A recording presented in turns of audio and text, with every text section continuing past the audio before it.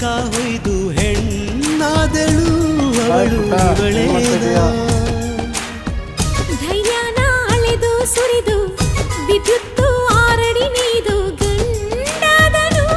ಅವನು ಇವನೇನಾ ನಿನ್ನ ಅದರಗಳು ಹೂ ಬರೆದೆಗಳು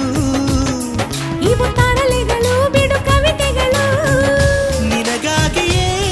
ಉಸಿರಿನ ಪರ್ವತ ನಾ ಕಟ್ಟುವೆ ಬೆಚ್ಚಗಿಡುವೆ ಬಾರೆ ಬಾ